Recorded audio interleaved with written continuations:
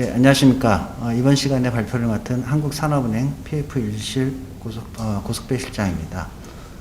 제가 이번에 발표드릴 내용은 금융지원 및 금융지원 조건 완화에 대해서 프로젝트 파이낸스와 기업금융을 비교해서 좀 설명을 드리겠습니다.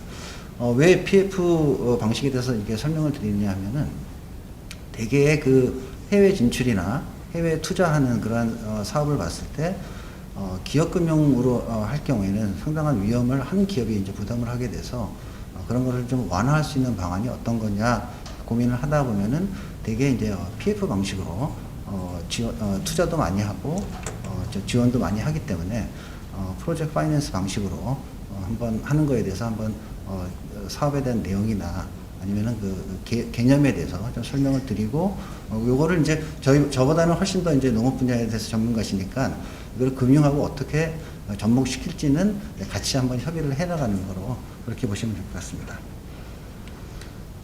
발표 순서는 이제 프로젝트 파이낸스의 개요와 그 다음에 혹시 이제 그 농업 분야에서 PF를 좀 적용할 수 있는 가능성이 어느 정도 있는지 이런 걸 한번 살펴보았습니다.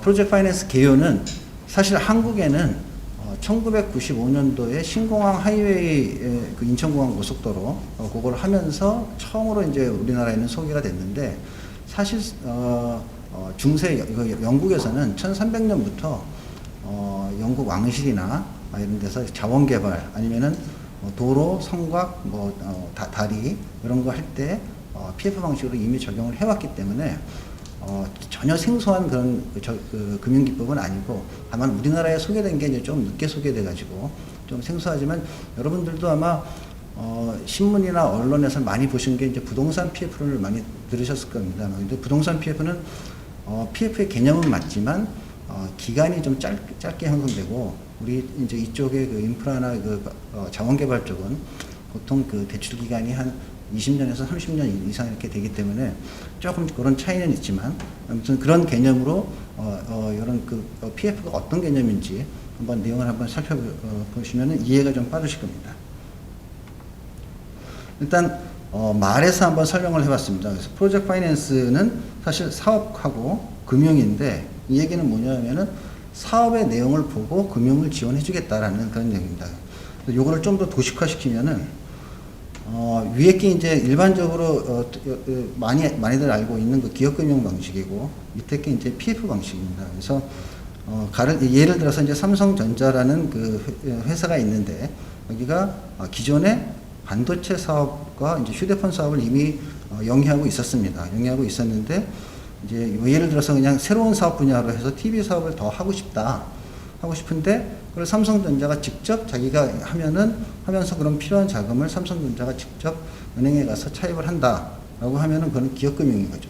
그래서 혹시 TV 사업에서 사업이 잘 안 되더라도 반도체나 휴대폰 쪽에서 사업이 잘 돼가지고 현금이 나오면은 삼성전자가 그냥 그 돈을 상환할 수 있는 거죠. 그래서 어떤 사업에 대한 사업성이나 이런 것도 물론 보겠지만 그거보다는 삼성전자의 여기 그 상환 가능성, 그 크레딧 이런 것을 더 중시해서 이제 그 대출 심사에 반영하는 게 이제 기업금융 방식이라고 말씀드릴 수 있고요.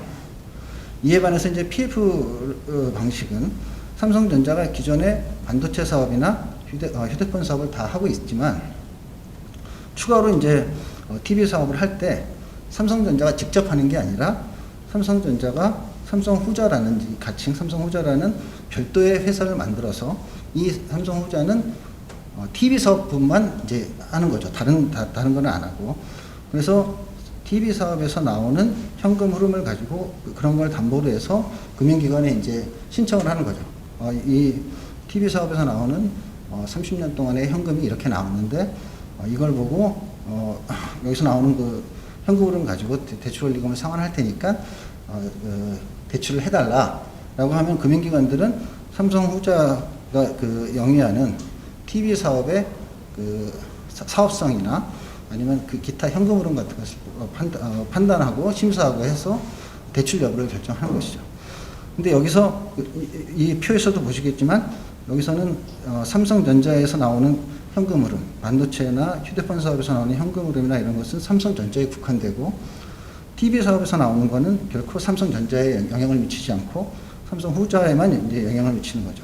물론 이제 TV 사업에서 나오는 현금 흐름만 가지고는 상황이 좀 어려울 그런 심사 과정에서 그런 분석을 통해서 일부 삼성전자가 삼성 후자에 약간의 책임을 지는 부분은 있을 수 있습니다. 그거는 이제 사업성에 따라서 있을 수도 있고 없을 수도 있는데 그런 걸 이제 소구권이라고 이렇게 얘기를 하는데요.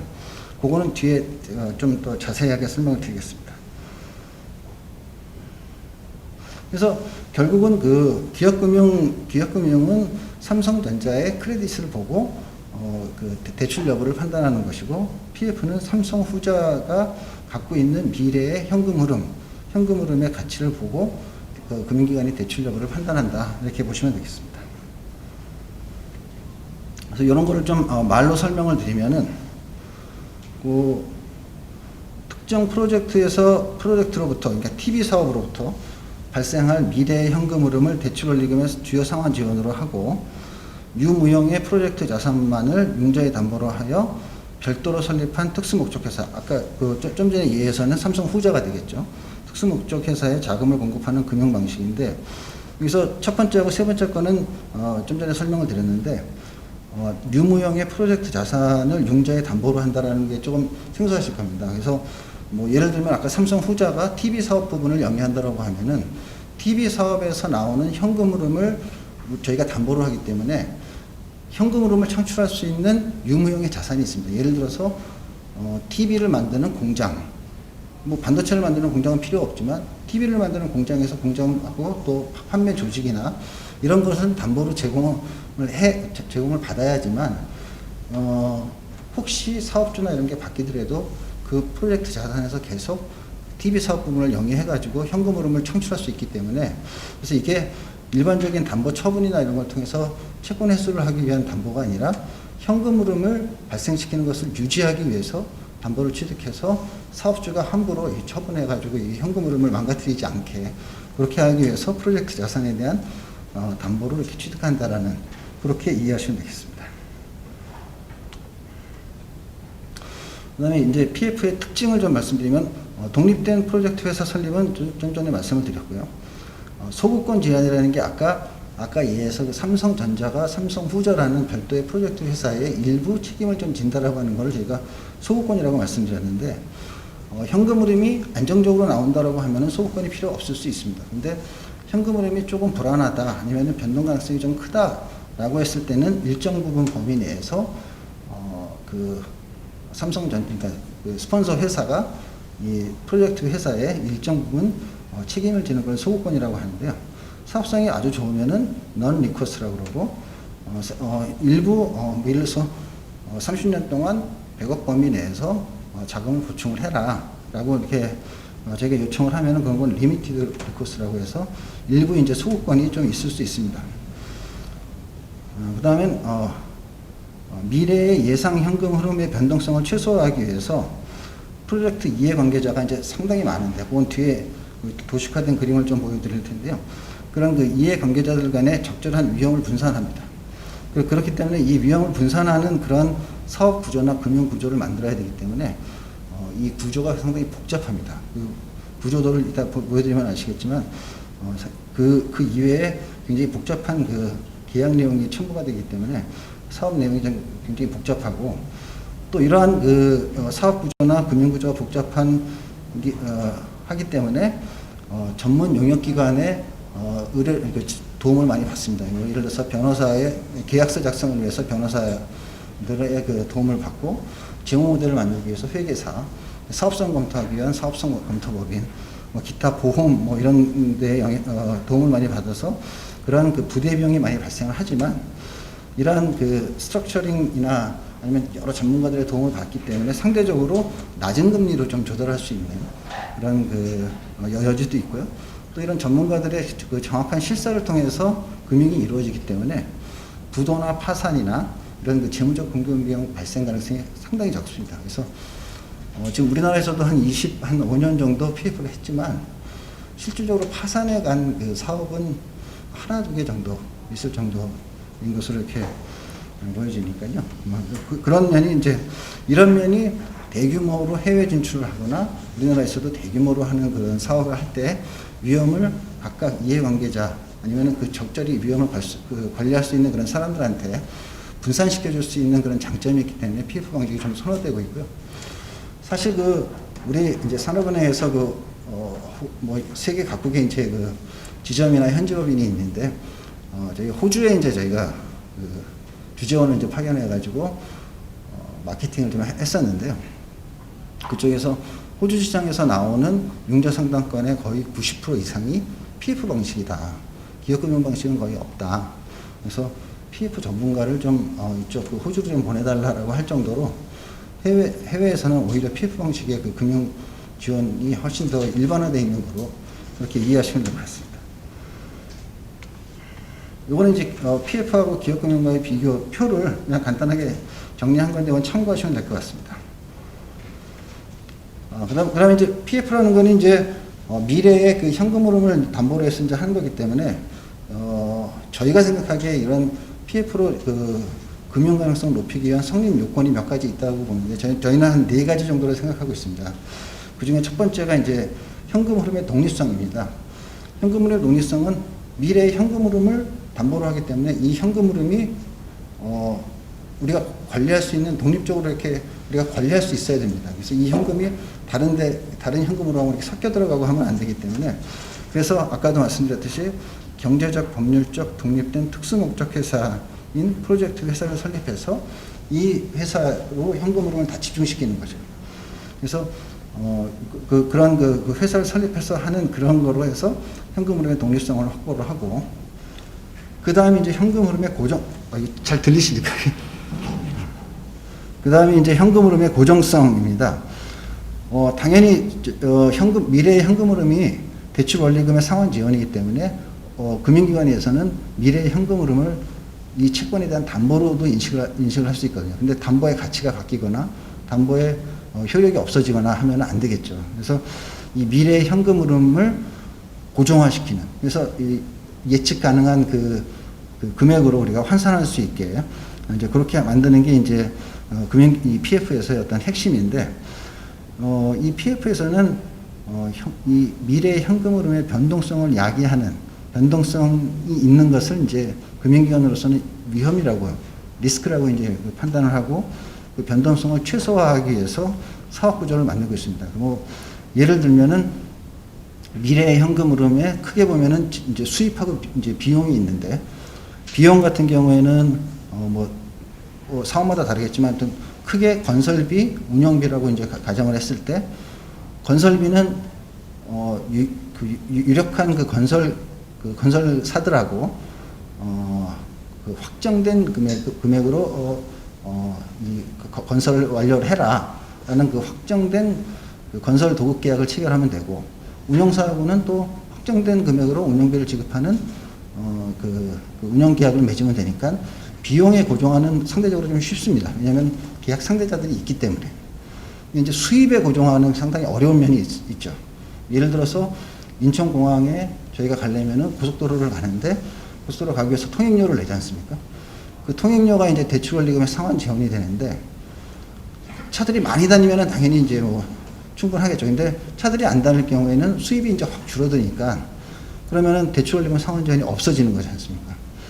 그래서 수입의 고정화를 위해서 과거에는 이제 우리나라 정부에서도 최소 수입 보장이나 이런 걸 해서 금융기관이 들어올 수 있게 금융 가능성을 높여주고 했는데, 최근에는 이제 금융 추정 기법이나 이런 게 이제 많이 좋아져 가지고 최근에는 이제 그런 최소 수입 보장 같은 그런 제도는 없앴습니다. 워낙 특혜라는 얘기도 있고 그래가지고 없애기도 했지만, 그래서 업종별로 약간 양극화가 일어났습니다. 그래서 도로나 환경이나 이런 추정이나 아니면 수요가 좀 안정적인 사업들은 활발하게 진행되고, 철도나 항만이나 이런 것들은 좀 리스크가 있다라고 그래가지고 좀 덜 금융이나 이런 게 조금 어려움을 갖고 있는 그런 상황도 있습니다. 그래서 어찌됐건 이제 현금 흐름의 고정성을 확보하는 게 상당히 중요하다라고 이렇게 좀 말씀드릴 수 있고요. 이런 그 고정성을 확보하기 위해서는 아까 말씀드린 비용의 고정화, 수입의 고정화는 각각의 그 계약 당사자들과의 계약을 통해서 현금 흐름을 고정화시킨다라고 이렇게 이해하시면 되겠습니다. 다음으로는 현금 흐름의 객관성입니다. 그 대부분의 이 PF 사업들이 보통 사업 규모가 한 1조에서 뭐 2조 이렇게 대규모이기 때문에 한 개의 금융기관이 참여하지는 않습니다. 뭐 많게는 한 20개의 금융기관이 참여하기도 하고, 물론 건설도 한 개의 건설사가 참여하는 게 아니라 한 10개 이상의 건설사들이 같이 참여해서 하기 때문에 다수의 이해관계자들이 이제 참여를 하겠죠. 그러니까 그 현금 흐름에 대한 추정이 있지만 그 현금 흐름을 어느 한 기관이 추정을 해가지고 그거를 배포한다고 그래가지고 다른 금융기관들이나 다른 건설사들이 그걸 인용할 수는 없겠죠. 그래서 현금 흐름 평가에 대한 그 객관성이 확보가 돼야 됩니다. 그래서 아까도 말씀드렸듯이 그 수요량 추정 전문기관이나 아니면 사업성 평가기관, 뭐 이런 경제성 평가기관 이런 데 그 독립적으로 이제 그런 활동을 하는 그 기관들의 독립적으로 전문기관이 그 수행해서 그 이해관계자 영향을 배제함으로써 현금 흐름의 객관성을 확보하는, 객관성이 확보가 돼야 그거에 따른 금융 실사를 통해서 자금 지원이 가능하겠죠.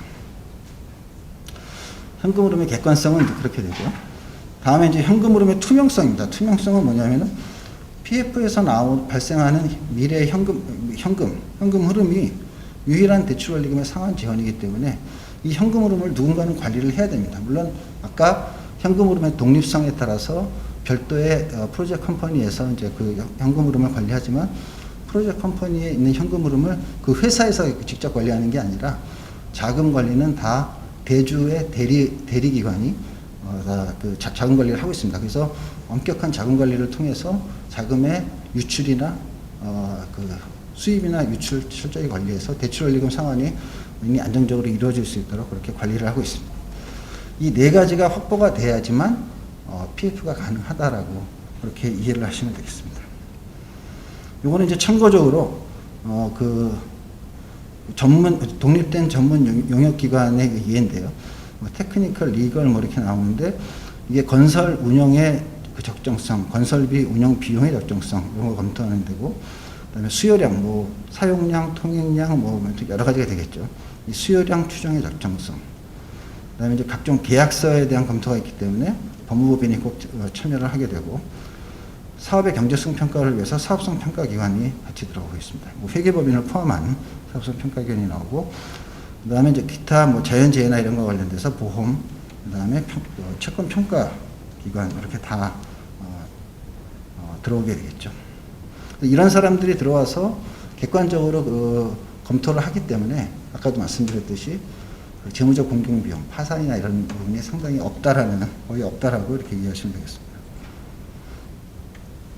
이건 이제 금융기관에서 이 사업에 대한 위험을 파악하고 그 위험에 대해서 이제 어떻게 대비를 하는지 그거를 좀 간단하게 좀 보여드리는 건데요. 뭐 크게 보면은 출자, 공사, 뭐 시장 위험, 운영 위험, 국가 위험, 환율 위험 이렇게 있는데, 뭐 한 몇 가지 예를 들어 보면은요. 공사 위험 중에 공사비 초과 위험은 아까도 말씀드렸듯이 픽스드 프라이스, 확정된 계약 금액으로 공사도급 계약을 체결해서 어떠한 상황이 바뀌더라도 그 해당되는 금액으로 시설물을 완공을 해라 라고 해서 비용의 고정화를 그렇게 시키는 거죠. 그리고 또 한 가지 있을 수 있는 거는 준공이 늦어질 수 있는 위험이 있습니다. 그래서 준공이 늦어질 경우에는 당연히 이제 지체상금이라는 페널티를 이제 부과하게 될 거고요. 완공이 안 됐을 때는 당연히 이 시공사나 그 건설 출자자들이 이 완공이 안 된 거에 대한 모든 책임을 지도록 이렇게 이제 의무를 부과합니다. 또 이것도 저것도 안 됐을 때는 보험, 예정이익 상실 보험이라는 보험으로도 또 일부 커버를 할 수 있어서 어떻게 보면 2중 3중의 안전장치를 마련해야 한다고 볼 수 있고요. 운영 위험도, 운영비 초과 위험도 마찬가지로 확정된 그 운영비로 계약을 체결하는 것으로 상당 부분 해결하고 있습니다.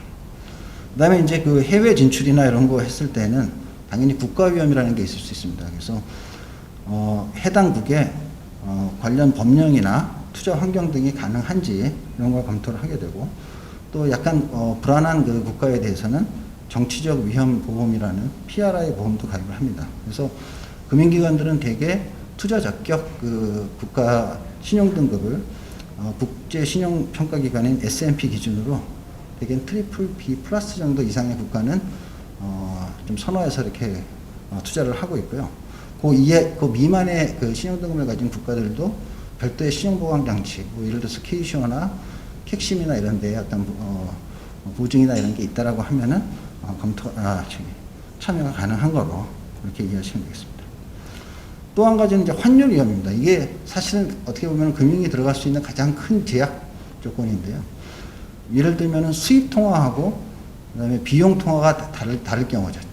그러니까 차입은 US 달러로 차입을 했는데 뭐 예를 들어서 러시아의 농산물에 우리가 투자를 했다. 근데 거기는 루블로 이렇게 수입 통화가 온다라고 하면은 루블과 달러하고의 상환하는 시점의 환율 변동에 따라 가지고 현금 흐름의 변동성이 훨씬 커질 수 있습니다. 그래서 이런 부분을 대개는 그 민간 쪽에서 해결하는 것은 환해지라는 그 파생 상품을 통해서 이제 하긴 하지만 또 상당수의 그 통화는 또 환해지가 어려운 그런 경우가 있습니다. 그래서 또 그럴 경우에는 해당 국가에서 그 환율 변동분에 대해서는 이렇게 좀 보전을 해주는, 우리나라도 예전에 IMF 시절에 그 민간 투자법에서는 그 정부에서 일정 부분 환율 변동에 대한 거를 좀 보전해주고 해주는 그런 그 제도적으로 이렇게 보완해주는 그런 게 있기도 했었습니다. 그래서 이 환변동이 사실은 지금 그 저희 금융기관들이 이제 주로 선호해서 나가는 그 지역이 북미나 호주나 유럽 쪽을 이제 선호해서 나가는데, 그게 환변동 부분에 대해서 상당 부분 해소가 되기 때문에 이제 거기 나갈 수 있고, 동남아시아나 이런 데 나갈 때는 환변동 리스크에 대해서 국가에서 좀 이렇게 해주지 않으면은 상당히 나갈 때 좀 제약이 있는 거로 그렇게 이해하시면 될 것 같습니다. 이거는 이제 민감도 분석이라는 게 이제 여러 가지 아까 리스크 팩터, 그러니까 현금 흐름을 변동할 수 있는 팩터가 있습니다. 그 중에 상당 부분이 이제 수입에 대한 이제 변동인데, 그 생산물의 그 가격이나 생산량이나 판매량이 될 수 있겠죠. 판매량이나 아니면은 변동금리인 경우에 금리, 그다음에 운영비의 변동, 그다음에 이제 물가 상승률 뭐 이런 것 등에 따라 가지고 해당되는 그 캐시플로가 바뀔 수 있는 그런 리스크 팩터가 있습니다. 그 리스크 팩터를 분석하는데 일반적으로 전문 지역의 그 용역기관이 추정한 그 베이스 케이스에서의 그 재무 모델을 가지고 업사이드하고 다운사이드의 요소를 넣어주면은 금융기관은 당연히 다운사이드 케이스에 관심이 많겠죠. 그래서 만약에 아주 불리한 경우, 당초에 100을 추정을 했는데, 그 통행량 100을 추정을 했는데 70밖에 안 나왔다. 그랬을 경우에는 대출 원리금이 얼마가 상환이 안 되고, 그 상환이 안 됐을 때는 그러면 어떻게 조치를 취해야 되겠다라는 그 리스크 경감 방안을 모색하는 그런 조건을 결정하는 것은 다운사이드 케이스를 가지고 저희가 이렇게 분석을 합니다. 그럼 반대로 잘 나왔을 때는 그럼 어떻게 하느냐? 그러면은 이런 그 스폰서 회사의 그 소구권 같이 그런 것들을 그 리스크 경감 방안을 했던 거를 좀 해지해 주겠다고, 어느 정도 일정 수준이 되면 해지해 주겠다. 그런 어떤 분석 내용들을 검토하고 협상하기 위해서 이런 그 민감도 분석을 같이 하고 있습니다. 요거는 그냥 참고로 이런 저희가 이제 은행원들은 보통 뱅커빌리티라고 하는데, 이게 금융 가능성을 제고한다라고 합니다. 금융이 잘 이루어질 수 있는 그런 요인들을 이렇게 만들어주는 건데, 당연히 이제 사업성 검토와 기술적 기술 검토 및 공정 모니터링이 이제 필요하겠고요. 리스크 분석을 해서 완화 방안을 검토하고, 그다음에 그래도 부족할 경우에는 금융기관들이 일정 부분 신용보강이나 자금관리 등을 통해서 이 현금 흐름 부족 발생했을 때 대처를 이렇게 하고 있습니다. 이렇게 해가지고 PF와 이제 스트럭처링이라는 걸 하고 있는데, 이 스트럭처링이라는 거는 각 프로젝트에서 발생할 수 있는 단계별 리스크를 파악해서 그 리스크를 경감할 수 있도록 각종 사업계약서나 금융계약서의 그 내용을 구조화하는 것을 이제 PF라고 이렇게 이해하시면 되겠습니다. 요거는 이제 PF 추진 방식, 이게 크게 이제 전 세계적으로 이렇게 딱 두 가지가 크게 이제 이렇게 많이 이렇게 이용되고 있습니다. 하나는 BTO 방식이고요. Build, Transfer, Operate. BTL 방식, Build, Transfer and Lease 이렇게 이해하시면 되는데요.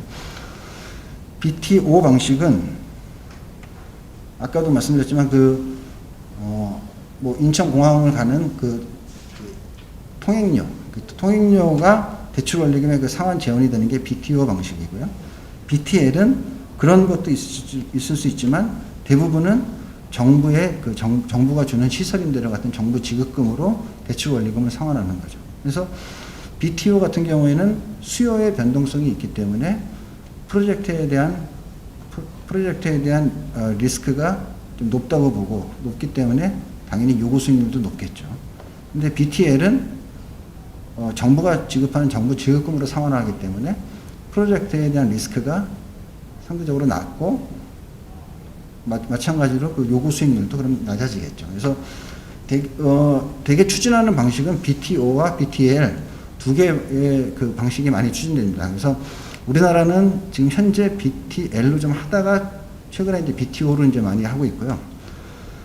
서유럽이나 북미, 호주 같은 경우에는 BTL 방식, 이걸 AP 방식이라고도 많이 하는데요. 그런 방식을 많이 하고 있고, 남미나 동남아나 뭐 이런 데는 이제 BTO에 과거에 우리가 했던 최소 수익 그 보장 장치, MRG를 첨가해서 이렇게 같이 하는 그런 방식을 많이 하고 있습니다. 그래서 PF의 적용 범위를 좀 이렇게 설명을 드리면은, 여기 보시면은 자원개발 프로젝트나, 인프라 시설, 아니면 플랜트 프로젝트, 아니면 서비스 산업. 여기 이렇게, 이 생산물들의 성질을 보시면은, 뭐 예를 들어서 플랜트의 발전소다. 전기는 뭐 신재생으로 만든 전기나, 석탄으로 만든 전기나, 원자력으로 만든 전기나, 전기의 성질은 똑같습니다. 이게 어떤 거로 해가지고, 물론 이제 단가의 차이는 있을 수 있겠지만, 성질은 똑같거든요. 이 성질이 변하면은, 이 변하는 거에 따라 가지고, 이 사업성이나 이런 게 확 달라지기 때문에, 되게 PF는 아까도 말씀드렸듯이 20년에서 30년 동안 장기 프로젝트이기 때문에, 이 성질이 바뀌는 거에 대한 투자는 굉장히 꺼려지고 있는 상황이거든요. 그래서 이 석유나 뭐 도로나 발전소 이런 거와 같이, 생산물의 어떤 그 항상성이 높은 이런 그 프로덕트가 이제 좀 우리 그 PF에 좀 적용이 가능한 그런 거로 이렇게 좀 이해하시면 될 것 같습니다. 그 다음에 이제 농업 PF 적용 가능성인데 저는 농업에 대한 전문가는 아니어서 그래서 글로벌 그 인프라 펀드를 운영하고 있는 그 자산운용사에서 일부 조금 좀 이렇게 인터뷰를 하면서 좀 얘기를 들었는데 농업 분야 PF 적용 일단 분야를 한번 봤습니다. 그래서 당연히 농산물 재배 및 수확에 대한 투자가 있을 수 있을 것 같고요. 그 다음에 재배 면적 확충을 위한 수리 및 관계시설 등에 대해서 또 투자를 할 수 있을 거고, 그 다음에 농산물 가치 증대를 위한 보관시설 및 가공시설 등에 대한 투자, 그 다음에 농산물 유통을 위한 항만, 뭐 물류센터 등을 위한 물류시설 등에 대한 투자도 같이 들어갈 수 있겠죠. 그래서 저도 요 자료를 이렇게 준비하다가 얼마 전에 그 중동에 뭐 우리 농어촌 공사에서 중동에 뭐 이렇게 뭐 담수화를 시킨 다음에 뭐 이렇게 재배해가지고 쌀을 이렇게 많이 뭐 이렇게 했다. 물론 파일럿 라인 같은데요. 근데 그런 경우에는 지금 파일럿 라인 같은 경우에는 벤처 쪽에서 이제 좀 하다가 그걸 대량화할 때는 PF 방식으로 적용하는 것도 상당 부분 가능할 것 같고, 그거는 거기서 나오는 그 생산량의 거의 대부분은 아마 아랍에미레이트 같은데 그 나라 국가에서 다 인수를 할 거로 그렇게 기대하는 그런 사업들은 PF 방식으로 당연히 투자할 수 있는 것으로 이렇게 보여집니다. 그래서 그 적용 사례를 한번 봤는데 PF 방식으로 한 거가 사실 뭐 딱히 이렇게 잡히지는 않더라고요. 근데 과거에 저희 산업은행에서 취급한 것 중에 이거는 민간투자법에 의해서 이제 한 건데요. 평택의 그 양곡부두 항만 시설을 한 게 있습니다. 그거는 되게 이제 사료용으로 이제 그 옥수수나 이런 거를 이제 수입하는 그 항만을 했는데 그 항만 사업이 거기 하나 있고, 예전에 동부그룹에서 좀 한농팜인지 한농인지 모르겠는데 그 한농팜 요거를 좀 하려고 했다가 이제 전액 수출하기 위해서 대규모로 좀 해서 하려고 했다가 민원 때문에 그 동부그룹에서 포기한 거로 그렇게 알고 있고요. 기업금융 방식으로는 아마 현대에서 그 간척 해가지고 서산 농장하고 있는 뭐 그런 정도로 좀 알고 있고요. 해외는 그래도 조금 더 활발합니다. 그 인도네시아 등 그 동남아시아에서 팜오일이나 좀 종자 생산 등에 대한 어떤 그 투자가 좀 있고요. 호주가 의외로 그 농업국가이기 때문에 밀, 보리, 카놀라 뭐 이런 거에 대한 그 투자들이 좀 활발히 좀 이루어지고 있더라고요. 그다음에 남미 쪽에는 그 축산품이나 이제 농업만 아니라 그 축산품에 대한 그 투자도 일부 이루어지고 있는데 올 초에 이제 그 코로나가 한창 좀 올 초에 그 아르헨티나 그 대사가 한번 저희 은행에 방문해가지고 요 관련돼서 미팅하고 싶다라고 해서 한번 했었는데 아르헨티나가 그때는 뭐 투자 부적격 등급이고 뭐 얼마 지나지 않아서 모라토리엄 선언해서 이미 저희는 이제 좀 약간 부정적인 거로 알고 있었는데 생각하고 있었는데 아르헨티나 대사가 한 얘기가 아르헨티나가 이제 그 농축산물이나 이런 게 많으니까 그걸 그 투자를 해주면은 그 농축산물에 대한 그 이용 재배권이나 뭐 이런 걸 줄 수 있다. 뭐 그런 것도 하나의 방법이 될 수는 있을 것 같습니다. 그 다음에 이제 그 농산물에 대한 그 위험 요소를 한번 봤는데요. 농산물에 대한 가격이나 수요의 변동성이 있을 수 있겠더라고요. 그래서 일반적으로 저희가 자원개발이나 이런 거 하면은 뭐 구리나 뭐 텅스텐이나 이런 거에 대한 가격 변동에 따라 가지고 사업성이 확 달라지고 있는데 여기도 이제 마찬가지겠죠. 쌀, 보리, 밀, 뭐 옥수수 뭐 이런 거에 대한 가격이나 수요의 변동성이 이제 그 품목별로 이렇게 다를 수 있으니까 그래서 그럴 때는 한 품목에만 당연히 하는 게 아니라 여러 품목을 이렇게 하는 거를 포트폴리오로 구성을 하면은 아무래도 좀 그 리스크 변동성을 조금 커버할 수 있지 않을까. 물론 제일 좋은 거는 이제 어느 뭐 국가나 아니면 특정 그 기업이 오프테이크 계약이라고 해서 무조건 생산하는 거는 무조건 사주는 그런 계약을 해주면 가장 좋을 것 같습니다. 또 한 가지는 이제 이 농산물이기 때문에 이 기상이나 자연재해 등에 따른 생산량 변동 가능성이 당연히 많을 것 같습니다. 그래서 이런 거는 그러면은 어떻게 하면 뭐 될까? 이게 뭐 된다 안 된다는 아닌데 이제 저희가 한번 생각해 본 건데 지역별로 여러 지역을 좀 이렇게 분산해 가지고 이렇게 구성을 하다 보면은 한 지역에서의 어떤 자연재해로의 어떤 생산량 감소는 다른 지역에서의 어떤 그 생산량으로 커버할 수 있지 않을까 그렇게 좀 보여지고요. 또 한 가지는 이 수익성이 다른 사업에 비해서 좀 낮다는 겁니다. 그래서 저희가 그 매출액 대비 이제 수익률 비중으로 봤을 때 현대 서산농장이야 뭐 기업금융 현대에서 다 커버하기 때문에 뭐 이렇게 정확한 숫자는 아니겠지만 타 사업은 보통 45에서 한 90% 정도의 이익률이 나오는데 이 서산농장 한 12% 정도밖에 안 나와서 현대적으로 수익성이 좀 낮다. 이렇게 이런 부분이 한 위험 요소로 이렇게 보여지고요. 그래서 만약에 이걸 하게 된다라고 하면은 어떻게 보면은 이 식량 안보 차원에서 정부에서 BTO 방식보다는 BTL 방식의 추진을 좀 고려하는 게 좀 좋을 듯하고 해외에 어떤 이런 그 참여를 하기 위해서는 지금 우리나라에서는 농업 분야에 대한 그 PF 쪽 그 투자나 이런 게 조금 미진한 상태인데 해외 쪽에서는 그래도 저희보다는 조금 더 많이 하고 있더라고요. 그래서 그 주요 펀드들과 공동 투자하는 방식으로 이렇게 같이 하면은 좀 위험을 좀 회피할 수 있지 않을까 그렇게 생각됩니다. 요거는 아까 잠깐 말씀드린 그 프로젝트 파이낸스 구조도를 예시로 이렇게 든 건데요. 여기 가운데 이렇게 색칠되어 있는 부분이 이제 사업 시행법인, 프로젝트 컴퍼니가 되겠고, 사업 스폰서가 출자 계약에 따라서 이제 지분 참여를 하고, 대주단은 당연히 대출 약정을 하게 됩니다. 대출 약정서에 따라서. 그리고 건설회사하고는 건설 계약, 운영사하고는 운영 계약, 그다음에 원재료 공급자하고는 구매 계약, 생산물 구매자하고는 판매 계약. 그다음에 뭐 정부가 있으면 정부하고의 실시협약이라는 게 있을 수 있고, 이런 그 모든 것들이 다 계약에 의해서 이제 그 구성이 되고 있고요. 여기서 나온 이 계약에 따라서 나오는 현금 흐름은 이 자금관리 계정으로 다 통제가 됩니다. 이 자금관리 계정은 당연히 명의는 사업시행법인의 명의고 관리는 대주단이 하는 거로 이해하시면 되고, 이 자금관리 계정에서 관리함에 따라서 대출원리금을 상환하는 거로 이런 구조가 되고, 여기에 이제 대주단을 위한 아까 말씀드린 그 용역기관들이 같이 이렇게 붙고, 사업주를 위한 용역기관들이 또 같이 붙고 이렇게 됩니다. 금융기관들은 이 PF에서 어떤 거를 하냐? 당연히 금융기관이기 때문에 대주나 재무출자자로서도 당연히 참여를 하게 되고요. 그 다음에 이 금융의 금융 가능성을 높이기 위해서 차주를 위한 금융 자문 업무도 수행하고, 그 다음에 대주단을 모집하고 있는 금융 주선 업무도 하면서 이후에 대출원리금 상환 완료될 때까지 대리은행 업무도 같이 수행을 하고 있습니다. 요거는 자금 조달 구조가 어떻게 이제 우리나라에서 이렇게 바뀌었는지 좀 이렇게 설명을 드리는 건데, 요거는 세계적인 트렌드하고도 거의 이렇게 일치하기 때문에 그냥 참고로 알고 계시면 될 것 같습니다. 그래서 95년도에 저희 처음 PF 방식이 도입됐을 때에는 금융기관들은 거의 대부분 렌더로서만 들어갔습니다.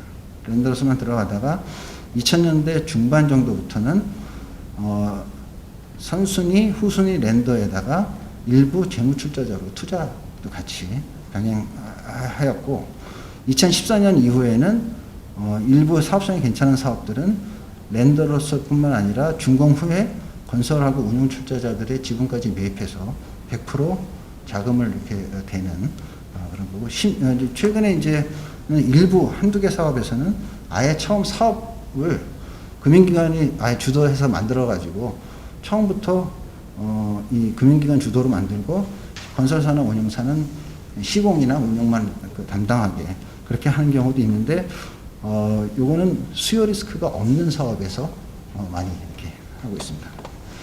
지금 밑에 보시면은 그 사업 수익률 수준을 좀 참고적으로 이렇게 좀 보여드렸는데요. 당연히 그 IMF 있었던 그 1999년 초반에는 8에서 9%, 뭐 9% 이상 사업 수익률을 요구를 했었습니다. 근데 이게 점점 떨어져서 2016년도 1월달 이후에는 4%대 초중반에서 지금 형성이 되고 있다라고 이렇게 보시면 되겠습니다. 요거는 뭐 참고 사항인데요. 요새 뭐 그린 뉴딜, 뭐 한국판 뉴딜 하면서 펀드 얘기가 많이 나와서 설명을 드리는데요. 지금 이게 서울 재물포 터널이라고 지금 현재 공사하고 있는 그런 사업인데, 주무관청은 서울시입니다. 그래서 서울 터널이 이제 프로젝트 컴퍼니가 되겠고, 주무관청하고는 실시 협약을 맺었고요. 건설 보정으로 702억 원을 건설 보정으로 주고 있고요.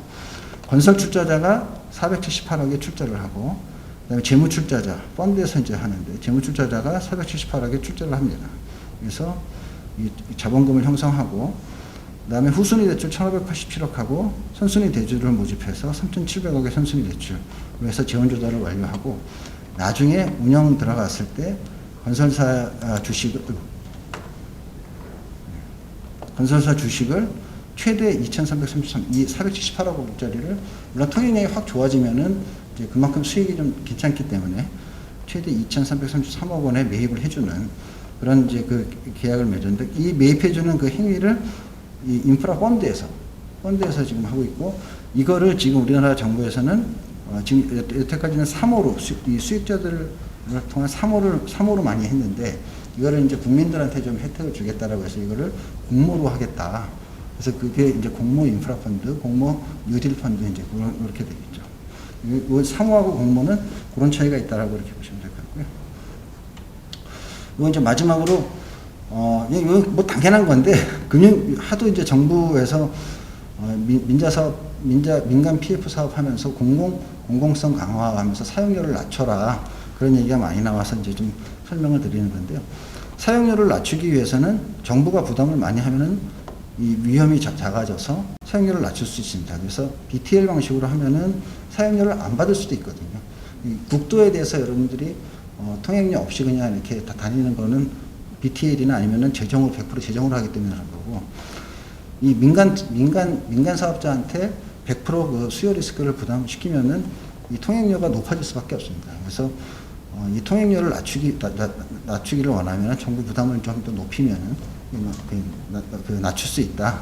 라는 여러 가지 방안을 정부한테 얘기는 했는데, 언론에는 그냥 계속 너무 민간 사업자의 배만 불리는 근데 사실 그건 아니다라는 걸 설명드리려고 합니다. 그래서 이상과 같이 좀 설명을 드렸고요. 제가 처음에도 말씀드렸지만 이 해외에 대규모로 투자하는 방식으로는 PF가 선호되는 이유는 이 아까도 말씀드린 그 각종 이해관계자들 그리고 전문가들이 붙어가지고 이해관계자들의 위험 분석과 그다음에 이 그 전문가들의 어떤 금융 정확한 그 실사나 이런 걸 통해서 하기 때문에 그 위험을 상당 부분 낮출 수 있기 때문에 물론 위험이 낮아지는 것만큼 수익도 이렇게 분산이 되겠죠. 하지만 그 요새는 뭐 옛날에 장바구니에 한 바구니에 그 계란을 이렇게 담지 말아라 이렇게 한 것처럼 위험도 분산시키고 수익도 분산시키는 이렇게 하는 게 지속 가능성을 높이는 그런 운영 방식이기 때문에 아마 이렇게 좀 저한테 이런 걸 부탁하시지 않았나. 그래서 그런 위주로 했을 때는 PF 방식은 틀림없이 농업 분야 해외 진출을 할 때 검토해 볼 수 있는 금융지원 방식이라고 저희는 이렇게 생각합니다. 이상으로 이렇게 발표를 마치겠습니다. 네, 안녕하십니까. 농어촌공사 해외사업체 이석환 차장입니다. 고석배 실장님의 금융지원 및 금융지원 조건 완화에 대해서 잘 들었습니다. 제가 지금 맡고 있는 사업은 해외 진출 지원, 해외 진출한 기업들에 대해서 융자를 해주고 있습니다. 그래서 1년 예산이 2009년 출발할 당시에는 한 300억 정도 됐었는데요. 최근에는 한 100억 이내로 지금 많이 줄어든 상태입니다. 일단 저희 사업이 어떻게 진행이 되고 있는지 먼저 말씀을 드리고 지금 고석배 실장님께서 말씀해 주신 그런 부분에 대해서 저희들이 접목할 수 있는 부분이 있는지 한번 검토해보고 그 부분에 대해서 한번 질문도 한번 드려보고 싶습니다. 저희는 연리 2% 그리고 5년 거치 10년 균등 상환을 하고 있습니다. 그리고 지원을 하기 전에는 반드시 저희가 확인하는 부분들은 변호사의 법률 검토, 그 다음에 회계사의 사업 타당성 등을 확인한 연회, 그리고 담보, 가장 중요한 게 이제 담보입니다. 이 담보가 저희들은 이제 부동산 같은 경우 한 140% 정도 잡아가지고 그 부분에 대한 하자가 없는 경우에 이제 지원을 하게끔 되어 있는데요. 담보에는 뭐 부동산도 있고 지급보증도 있고 보증보험도 있고 정기예금도 있습니다. 그래서 이런 부분들이 정확하게 확보가 되어 있을 때 저희들이 지원을 하고 있고요. 그리고 지원 대상 소요 사업비는 한 70% 정도 이내로 저희들이 지원을 해주고 있습니다. 즉 자부담이 30%가 된다는 얘기죠. 그리고 신규 대상자에게는 40억까지 지원을 합니다. 그리고 같은 사업으로 계속해서 지원을 원할 때에는 30억까지, 그 다음부터는 이제 30억씩 이렇게 지원을 해주고 있고요. 이러다 보니까 이제 대기업들이 지원을 많이 받아갔었습니다. 왜냐하면 담보가 대기업들은 안전장치가 돼 있기 때문에 중소기업 같은 경우에는 이제 모든 게 다 만족을 했음에도 불구하고 이제 담보에 문제가 생기면 중간에 이제 지원을 해줄 수 없는 그런 상황들이 발생을 했습니다. 그리고 이제 그러다 보니까 이제 대기업들이 지원이 많다 보니까 국회 뭐 예정처라든가 농해위원들로부터 이제 지적을 많이 받게 됐습니다. 자금 운영이 충분한 대기업들을 왜 지원을 하고 중소기업들에 대해서는 이 법의 취지가 그런 중소기업들이 해외에 진출을 해서 지속 가능한 기업으로 성장할 수 있게끔 지원을 해줘야 됨에도 불구하고 왜 이런 대기업들을 지원하게 되었느냐라는 그런 어떤 지적과 또 두 번째는 이 사업 자체가 2008년도 곡물파동으로 인해서 만들어진 그 법인데 그럼에도 불구하고 주요 곡물이 아닌 타작물, 뭐 채소라든가 파프리카, 뭐 카사바, 뭐 팜이라든가 뭐 다양한 이런 부분에 대해서 이제 융자를 해주다 보니까 향후에는 이런 부분들을 좀 개선을 해라. 그래서 내년부터는 이제 좀 그런 부분들이 개선을 하려고 저희들이 노력하고 있습니다. 그래서 지금 아직 안으로만 확정이 됐는데요. 밀콩 옥수수, 대기업은 밀콩 옥수수만 지원을 해주자. 그리고 금리도 1.5% 낮추어 주겠다. 왜냐하면 곡물 같은 경우에는 대규모 영농이 가능해야만이 국내로 반입하는 물량도 많아질 뿐더러 중소기업들이 가서 해외 나가서 곡물을 생산하기에는 너무나 많은 위험 요소가 너무 많고 중간에 철수하는 경우도 지금까지 많은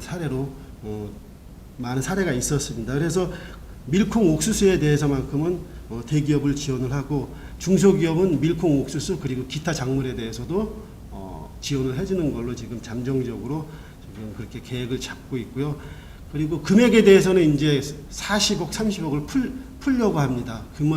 금액이 100억이 되든 200억이 되든 예산 한도 내에서 그 사업에 타당성이 있다라고 하면 다 지원하는 걸로. 근데 다만 이제 아쉬운 것이 예산이 내년도 예산도 아마 한 70억 이내로밖에 책정이 안 될 것 같다라는 지금 얘기를 제가 들었습니다.